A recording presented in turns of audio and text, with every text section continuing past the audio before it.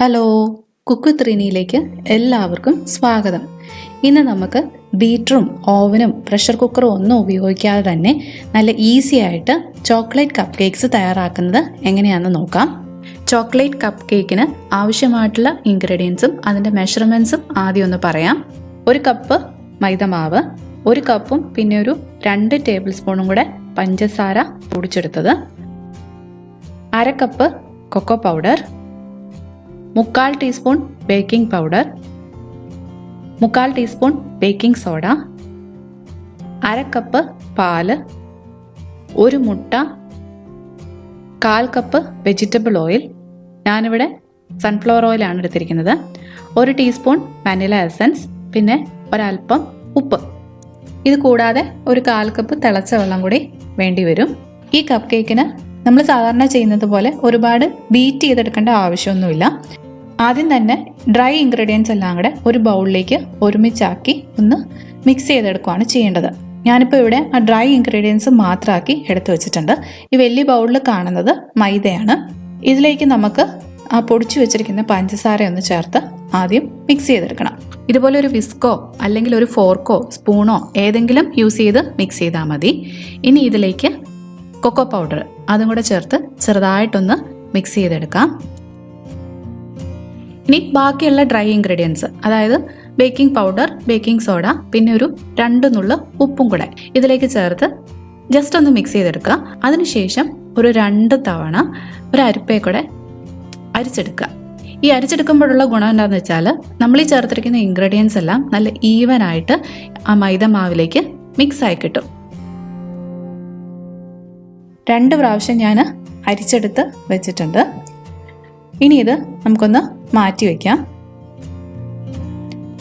ഇനി ഇതുപോലൊരു ബൗൾ എടുത്തിട്ട് അതിലേക്ക് നമ്മൾ ആ എടുത്ത് വെച്ചിരിക്കുന്ന ഒരു മുട്ടയൊന്ന് പൊട്ടിച്ചൊഴിക്കാം. ഈ മുട്ട ഇനി ഒരു ഫോർക്ക് ഉപയോഗിച്ച് നല്ലതുപോലെ ഒന്ന് ബീറ്റ് ചെയ്തെടുക്കണം. ഇതിലേക്ക് ഇനി പാലും വാനില എസൻസും കൂടെ ചേർത്ത് കൊടുത്തിട്ട് ഒന്നുകൂടെ ഒന്ന് മിക്സ് ചെയ്തെടുക്കണം.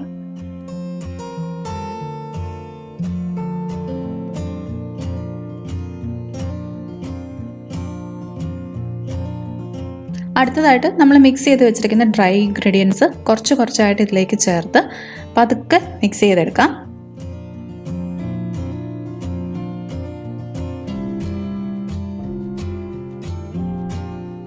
ഇപ്പോൾ കണ്ടോ, നമ്മുടെ ബാറ്റർ അത്യാവശ്യം നല്ല തിക്കായിട്ട് വന്നിട്ടുണ്ട്. ഇതിലേക്ക് ഞാൻ ലാസ്റ്റ് ബാച്ച് ഡ്രൈ ഇൻഗ്രീഡിയൻസും കൂടെ ചേർത്ത് കൊടുക്കുവാണ്.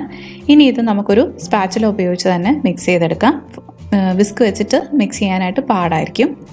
പതുക്കെ ഒരു ഡയറക്ഷനിലേക്ക് തന്നെ ഫോൾഡ് ചെയ്തെടുക്കാൻ വേണ്ടിയിട്ട് ശ്രദ്ധിക്കുക.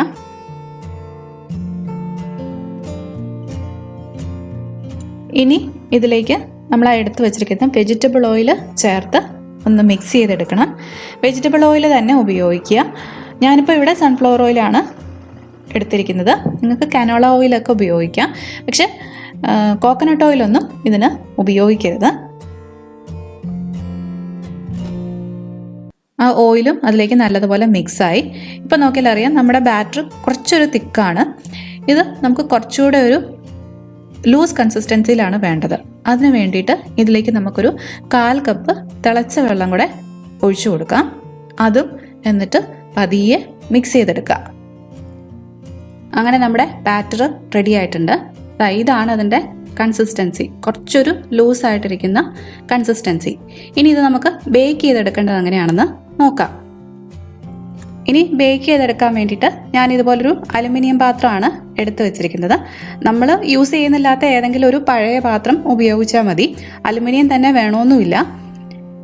ആ കൂടി ശ്രദ്ധിക്കേണ്ട ഒരു കാര്യം എന്താണെന്ന് വെച്ചാൽ നമ്മൾ ബേക്ക് ചെയ്യാൻ വെക്കുന്ന പാൻ ഉണ്ടല്ലോ, ആ പാൻ ഇതിലേക്ക് നമ്മുടെ കൈ പൊള്ളാതെ വെക്കാനും എടുക്കാനും പറ്റണം. പിന്നെ ഇത് കറക്റ്റായിട്ട് മൂടാൻ പാകത്തിൽ ഒരു അടപ്പും വേണം. ഇനി ഇതിനകത്തേക്ക് കുറച്ച് ഉപ്പൊന്ന് വിതറിയിട്ട് കൊടുക്കണം. ഒരു ലെയർ ഉപ്പ് വരുന്നത് പോലെ ഒന്ന് നിരത്തിയിട്ട് കൊടുക്കുക. എന്നിട്ട് ഇതുപോലൊരു തിരികെ ഇതിനകത്തേക്ക് വെച്ച് കൊടുക്കാം. ഈ തിരികെ ഇല്ലെന്നുണ്ടെന്നുണ്ടെങ്കിൽ ഒരു ചെറിയ പാത്രം ഒന്ന് കമത്തി വെച്ച് കൊടുത്താലും മതി. എന്നിട്ട് മീഡിയം ഫ്ലെയിമിലിട്ടിട്ട് മൂടി വെച്ച് ഒരു 10 മിനിറ്റ് ഒന്ന് ചൂടാക്കിയെടുക്കാം. ഈ ഉപ്പൊക്കെ നല്ലതുപോലെ ഒന്ന് ചൂടായി വരുന്നിടം വരെ ഇതൊന്ന് മീഡിയം ഫ്ലെയിമിൽ വെച്ച് കൊടുക്കുക. ബേക്ക് ചെയ്തെടുക്കാൻ വേണ്ടിയിട്ട് ഞാൻ ഇതുപോലത്തെ ബേക്കിംഗ് പാൻ തന്നെയാണ് എടുത്തിരിക്കുന്നത്. ഈ ബേക്കിംഗ് പാൻ നിങ്ങളുടെ കയ്യിൽ ഇല്ലാന്നുണ്ടെങ്കിൽ ഒരു അല്പം കുഴിവുള്ള സ്റ്റീൽ പാത്രമോ അല്ലെങ്കിൽ അലുമിനിയം പാത്രമോ ഉപയോഗിച്ചാൽ മതി. ഇനി കപ്പ് കേക്കിൻ്റെ ബാറ്റർ ഒഴിച്ചു കൊടുക്കാൻ വേണ്ടിയിട്ട് ഇതുപോലത്തെ പേപ്പർ കപ്സാണ്, കപ്പ് കേക്കിൻ്റെ തന്നെ പേപ്പർ കപ്സാണ് ഞാനിവിടെ എടുത്തിരിക്കുന്നത്. ഇത് എല്ലാ സൂപ്പർ മാർക്കറ്റിലും തന്നെ അവൈലബിൾ ആയിരിക്കും. പക്ഷേ നമ്മൾ ഈ പേപ്പർ കപ്സ് ഇങ്ങനെ വെക്കുമ്പം അതിനകത്തേക്ക് ബാറ്റർ ഒഴിക്കുമ്പോൾ അത് ആ കറക്റ്റ് ഷേപ്പിൽ കിട്ടണമെന്നില്ല. അപ്പോൾ ആ ഷേപ്പ് കിട്ടാൻ വേണ്ടിയിട്ട് ഇതുപോലത്തെ ഡിസ്പോസിബിൾ പേപ്പർ കപ്സ് ഉണ്ടല്ലോ, അതായത് നമ്മൾ കാപ്പി കുടിക്കാൻ ഉപയോഗിക്കുന്ന പേപ്പർ കപ്സ്, അതുപോലത്തെ ചെറുതാണ് ഞാൻ ഈ എടുത്തിരിക്കുന്നത്. അതിലേക്ക് നമ്മൾ ഈ കപ്പ് കേക്കിൻ്റെ ലൈനർ വെച്ച് കൊടുക്കും. ഇത് വളരെ തിന്നായിട്ടുള്ള കപ്പ് കേക്ക് ലൈനറാണ്. അതുകൊണ്ട് ഞാനൊരു 2-3 ഇതുപോലെ ഒരുമിച്ചാക്കി എടുത്തിട്ടാണ് ഇതിൻ്റെ മുകളിലേക്ക് വെച്ച് കൊടുക്കുന്നത്. അല്ലെങ്കിൽ നമ്മൾ ബാറ്റർ ഒഴിക്കുമ്പോഴത്തേക്കും ഈ ലൈനർ അങ്ങ് ഈ കപ്പിൻ്റെ ഉള്ളിലേക്ക് താന്നു പോകും. ഇനി ഇതിൽ ഓരോന്നിലേക്കും നമുക്ക് കപ്പ് കേക്ക് ബാറ്റർ ഒഴിച്ചു കൊടുക്കാം. ബാറ്റർ ഒഴിച്ചു കൊടുക്കുമ്പോൾ ഒരു പകുതി വരെ ഇത് ഫില്ല് ചെയ്ത് കൊടുക്കാവുള്ളൂ, കാരണം ബാക്കി ഇനി അത് നല്ലതുപോലെ പൊങ്ങി വരും.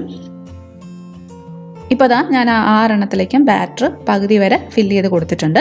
ഇനി ഇത് നമ്മൾ ഉപ്പിട്ട് ചൂടാകാൻ വെച്ചിരിക്കുന്ന പാത്രം ഉണ്ടല്ലോ, അതിനകത്തേക്ക് വെച്ച് കൊടുത്ത് ബേക്ക് ചെയ്തെടുക്കണം. വെച്ച് കൊടുക്കുമ്പോൾ കൈ പൊള്ളാതിരിക്കാൻ വേണ്ടിയിട്ട് പ്രത്യേകം സൂക്ഷിച്ചോണം, കാരണം നമ്മൾ അത് നല്ലതുപോലെ ചൂടായി കിടക്കുന്ന പാത്രമാണ്. ഇതുപോലെ ഒരു ഗ്ലൗസ് കയ്യിലുണ്ടെന്നുണ്ടെങ്കിൽ അത് ഉപയോഗിച്ച് ഇതിനകത്തേക്ക് വെച്ച് കൊടുക്കുന്നതായിരിക്കും നല്ലത്. ഇനി നമുക്ക് ഇത് മൂടി വെച്ചിട്ട് മീഡിയം ഫ്ലെയിമിൽ തന്നെ ഒരു 30 മിനിറ്റ് ബേക്ക് ചെയ്തെടുക്കാം. ഒരു 25 മിനിറ്റ് ആകുമ്പോഴേ ഒന്ന് ചെക്ക് ചെയ്ത് തുടങ്ങണം. ബേക്ക് ചെയ്യാൻ വെച്ചിട്ട് ഇപ്പം 30 മിനിറ്റ് ആയിട്ടുണ്ട്. നമുക്കിനി ഇതൊന്ന് ഓപ്പൺ ചെയ്ത് നോക്കാം. നല്ലതുപോലെ പൊങ്ങി നന്നായിട്ട് തന്നെ വന്നിട്ടുണ്ട് നമ്മുടെ കപ്പ് കേക്ക്. ഇതിനി കുക്കായോന്നറിയാൻ വേണ്ടിയിട്ട് ഇതുപോലെ ഒരു ടൂത്ത് പിക്ക് ഇതിനുള്ളിലേക്ക് ഒന്ന് ഇൻസേർട്ട് ചെയ്ത് നോക്കുക. നല്ല ക്ലീൻ ആയിട്ടാണ് അത് വരുന്നതെന്നുണ്ടെങ്കിൽ നമ്മുടെ കപ്പ് കേക്ക് ആയിട്ടുണ്ടെന്നാണ് അതിൻ്റെ അർത്ഥം. ഇതിപ്പം കുക്കായിട്ടുണ്ട്, അതുപോലെ തന്നെ നല്ല സോഫ്റ്റ് ആയിട്ടാണ് വന്നിരിക്കുന്നത്. ഇനി തീ ഓഫ് ചെയ്യാം, എന്നിട്ടിത് പുറത്തെടുക്കാം. കുറച്ചൊന്ന് തണുത്തതിന് ശേഷം പുറത്തെടുത്താലും മതി. ഇങ്ങനെ ബാക്കിയുള്ള ബാറ്റർ വെച്ചിട്ട് നമുക്ക് കപ്പ് കേക്ക് തയ്യാറാക്കിയെടുക്കാം. ഈ അളവിൽ ഇതുപോലത്തെ ഒരു 12 കപ്പ് കേക്ക്സ് ആണ് കിട്ടുന്നത്. ഇനി ഇത് ഓവനിലാണ് ചെയ്യേണ്ടതെന്നുണ്ടെങ്കിൽ 180 ഡിഗ്രിയിൽ 10 മിനിറ്റ് പ്രീഹീറ്റ് ചെയ്യാം. പ്രീഹീറ്റ് ചെയ്തതിന് ശേഷം വീണ്ടും ഒരു 15 മുതൽ 20 മിനിറ്റ് വരെ 180 ഡിഗ്രിയിൽ തന്നെ ബേക്ക് ചെയ്തെടുക്കുക. അപ്പോൾ ഓവനൊന്നും ഇല്ലാതെ നല്ല അടിപൊളിയായിട്ട് വരുന്ന ഈ കപ്പ് കേക്ക് എല്ലാവരും ഒന്ന് ട്രൈ ചെയ്ത് നോക്കുക.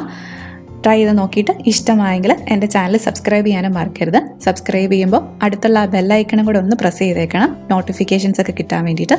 വീണ്ടും വേറൊരു റെസിപ്പി ആയിട്ട് കാണുന്നത് വരെ ബൈ. Thank you.